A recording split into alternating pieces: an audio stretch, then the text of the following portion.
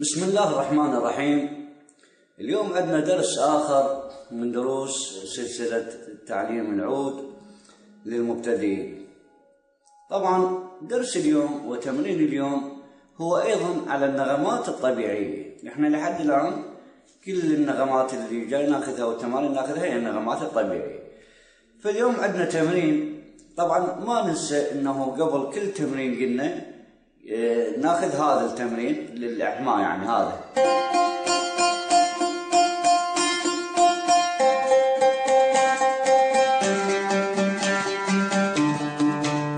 التمرين، وبعدين ثلاثية،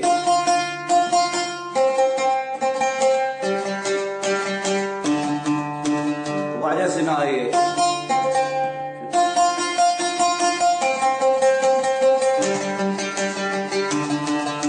ونسعبي.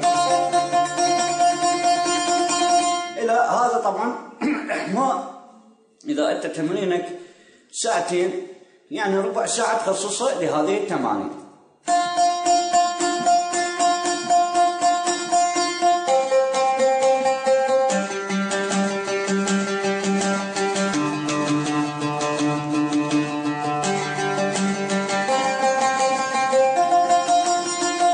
وبعدين الثلاثية قلنا،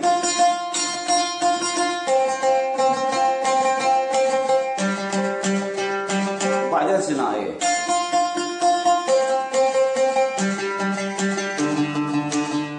هذا إحماء للتمرين. بعدين نجي للتمرين اللي الطاقة. تمرين اليوم هو راح يكون عندنا كالتالي. من الدو نبدي، شوف ناخذها سريشة رباعية بالبداية، دو دو، شوف دو ري مي، يعني راح يصير عندنا ثلاث نغمات، دو ري مي. هذه الجملة الأولى، دو ري مي الجملة الأولى. الجملة الثانية تبدأ من الري، ري مي فا. شوف صار عندنا جملتين. الجملة الأخرى راح تبدأ من المي، مي فا صول، وراها من الفا، فا صول، وراها الجملة تبدأ من الصول، صول لا سي. شوف من الصول لا سي، وراها من الدو، عفوا من اللا، لا سي دو. هسه كمان عندنا سلم من الدو للدو. زين، بالرجوع ايش راح ناخذ؟ من المي العالية هاي، مي ري دو. شوف مي عفوا مي ري دو، هذا ريشه رباعية. بعدين من الري، ري دو سي، وراها من دو، دو سي لا، وراها من السي، سي لا صول، وراها من اللا، لا صول فا، وراها من الصول، صول فا مي، وراها من الفا، فا مي ري، وراها من المي، مي ري دو. هسه اعتقد يعني التمرين واضح. كل ثلاث نغمات، دو دو ري مي، شوف دو ري مي، بعدين من الري ري مي فا، ننزل حرف حرف. بعدين من المي مي فا صول، بعدين من الفا فا صول لا، بعدين من الصول صول لا سي، بعدين من لا لا سي دو، ونرجع. بس الرجوع يصير من المي العالي، مي ري دو. شوف مي ري دو، ري دو سي، ايضا ننزل حرف حرف، دو سي لا، مي لا صول، لا صول فا، صول فا مي، فا مي ري، مي ري دو. فهذا التمرين. بس شلون راح نطبقه؟ راح نطبقه بأربع ريش، يعني 4 أنواع من حركات الريشة، اللي هي الأولى رباعية،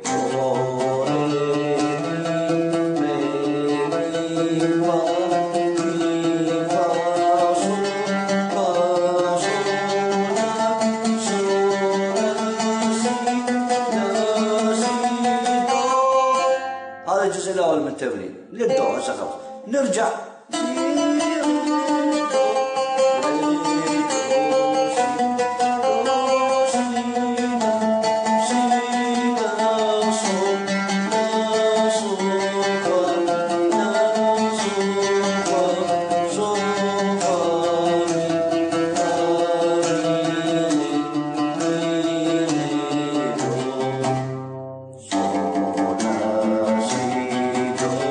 بالختام جملة صفر.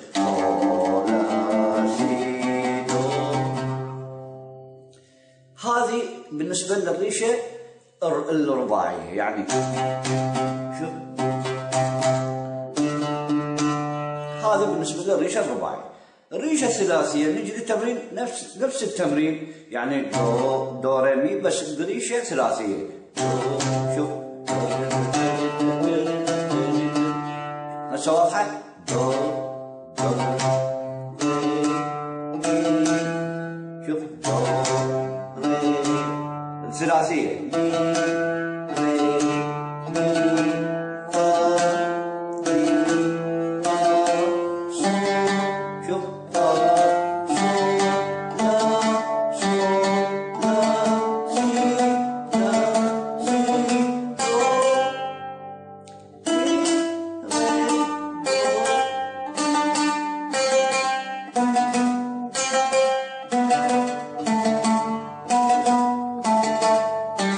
وترجع. بس ايش راح يصير؟ هذا تقطيع يعني للتعليم. بس ايش راح يصير التمرين مستمر بهذا الشكل.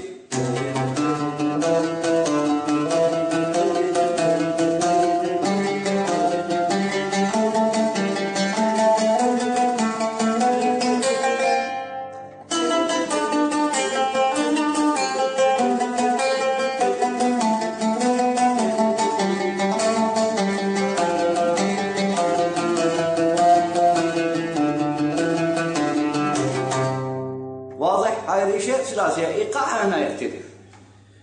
زين هذه تاخذ هذا الشيء نفس التمرين بريشة قلنا ثلاثية، تجي ريشة ثنائية راح اساعدك دو. شوف دو ري مي ري مي فا مي فا فا سي. شوف وترجع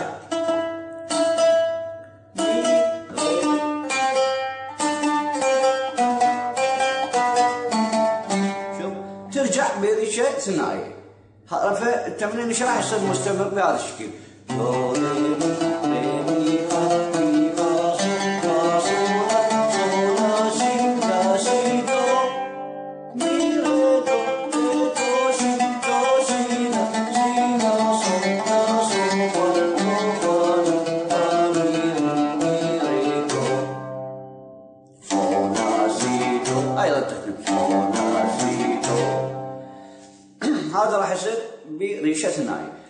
ريشة ثلاثية عفوا ريشة أحادية بعدين راح يجي عندك دو ري مي. شوف دو ري مي ري مي فا صو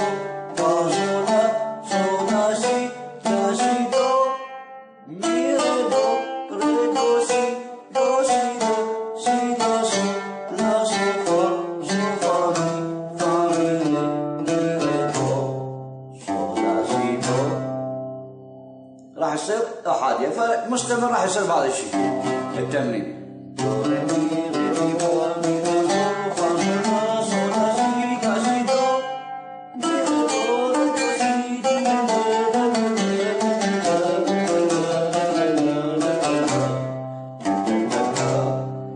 واضح؟ يعني ريشة أحادية بهذا الشيء وبعدين تسرع بيه شوية. عفوا بعدين تسرع بيه بهذا الشكل.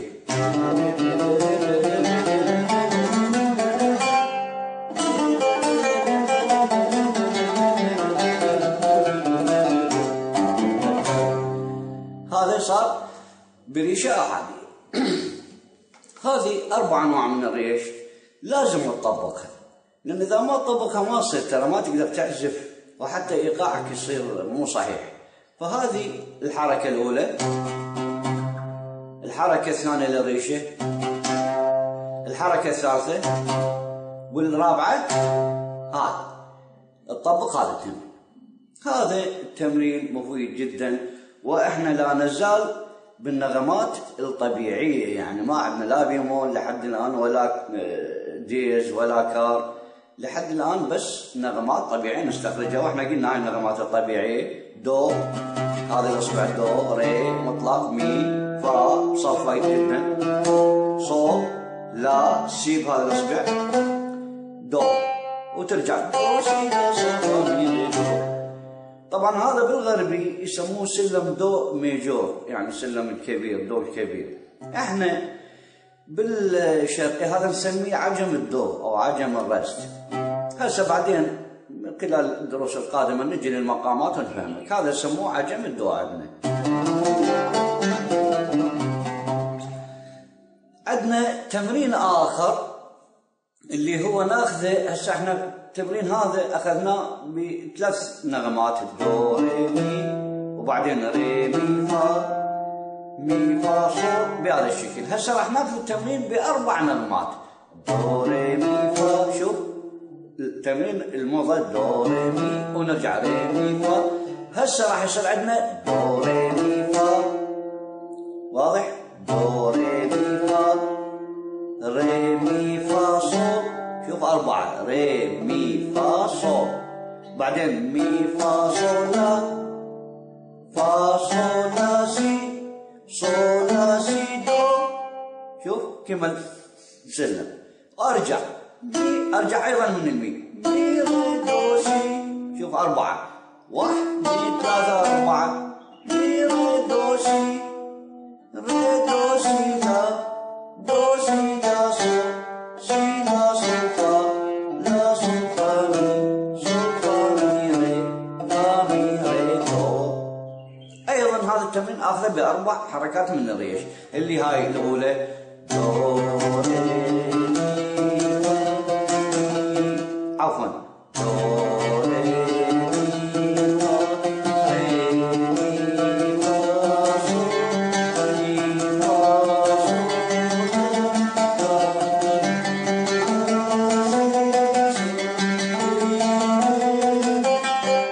وارجع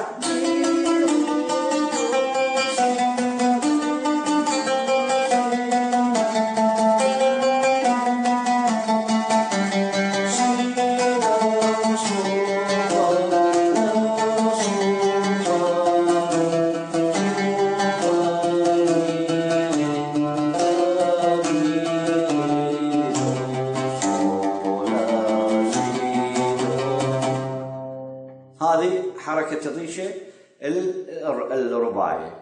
للثلاثية راح يصير بهذا الشكل.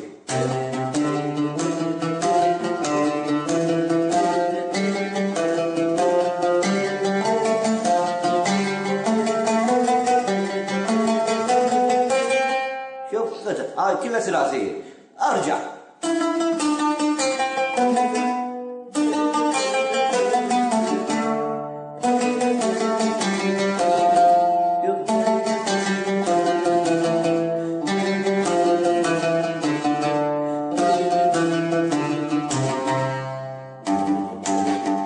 ترجع.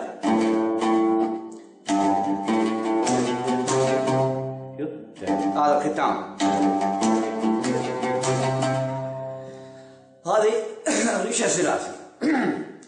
تجي للريشة الثنائية بعدين تاخذ دو ري مي ري مي فا، عفوا دو ري مي فا. شوف أربعة، دو ري مي فا ري مي فا صو مي فا صو لا، صو لا سي دو، مي ري دو سي، ري دو سي لا، دو سي لا صو، سي لا صو فا، لا صو فا مي، صو فا مي ري، فا مي ري دو، صو لا سي دو.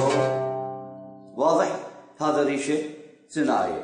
بعدين تاخذه بريشة أحادية، دو ري مي فا ري مي فا صو مي فا صو لا، فا صو لا سي، صو لا سي دو، مي ري دو سي، ري دو سي لا، دو سي لا صو، لا صو فا، لا صو فا مي، صو فا مي ري، فا مي ري دو، صو لا سي دو. هذه أيضا طبقها بهذا الشكل. يعني صار عندك 4 ريش، حركات 4 ريش، مرة ومرة ومرة ومرة بهذا الشكل. هاي 4 ريش لازم تأكد عليهم. طبعا هذا التمرين تأكد عليه ضربات الريشة، يعني مو تعزف كيفك الريشة شلون ما كان، لا ما يصير. هذا أصول الريشة وضربات الريشة بهذا الشكل. زين، وهاي هسه عندك تمرينين. هذه التمرينين ممكن تطبقهن. طبعا كل تمرين يحتاج له 5 أيام أو 4 أيام يلا ينضبط. فمن تضبط التمرين بهذه الريشة تبدأ بأول مرة على كيفك. يعني تبدأ بالتمرين، هسه أنا من أريد أبدأ بالتمرين وبعد ما فشي جديد، دائما الجديد يكون صعب بصعوبة شوية، أبدأ به. هذا بالنسبة للتمرين الأول. أقاطع وبعدين شوف صار عندي جملتين ما أقدر أكمل بعد، أرجع أتمرن عليهن.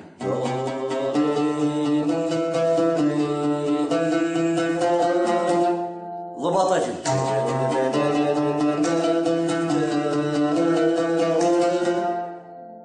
أكمل.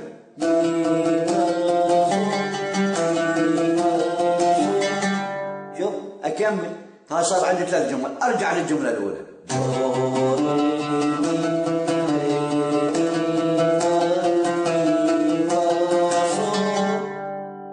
شوف نفسي لهنا مثلا بعدني ضعيف إذا أنتقل للجملة الأخرى، أظل ضعيف وهكذا إلى أن أضبط التمرين. أجي للريشة الثلاثية نفس الشيء. ضبطت جملتين. أجي للثالثة، للرابعة. شفت نفسي ضبطت 4 جمل، أرجع.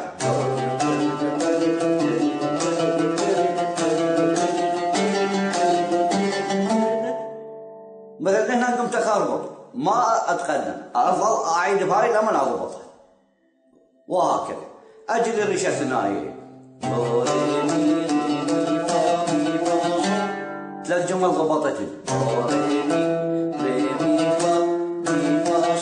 بس ما أقطع، هسه أنا جاي أقطع على مود التعليم. أجي مستمر التمرين، دو ري مي ري فا مي فا صول، وأرجع فا صول لا صول لا سي لا سي دو، أمشي فيه وأرجع دو مي ري دو ري دو سي. بس ما أقطع، يعني أنا من التوضيح هذا يكون مستمر. مي ري دو ري دو سي دو سي سي لا صول لا صول فا صول فا مي فا ري مي ري دو.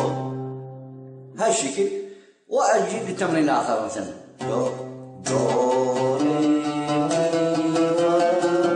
هاي الجملة الأولى أعيدها، دو ري مي فا. شفت نفسي ضبطتها. أنتقل للثانية، ري مي فا صول.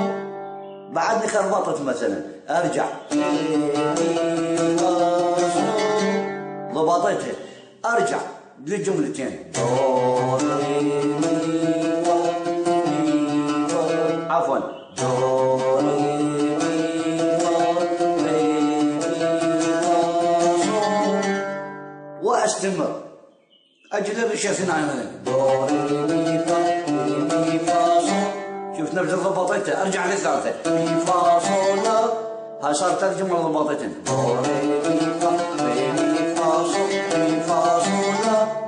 شوف وهكذا استمر بالتمرين. يعني لأن التمرين ما ممكن هسه أنت تجي هذا التمرين أول ما تمسك العود وتجي تعزف تضبط التمرين، مستحيل. ماكو عازف رأسا يمسك آلة وتمرين جديد ويضبطه، لازم يخطأ ويخطأ. بس احنا ليش التمرين نقول التمرين هو يوخر كل الأخطاء، يعني بس تبدي بيه على كيفك وتستمر. هذا هو غرض التمرين. واحنا قلنا ما ننسى قبل التمرين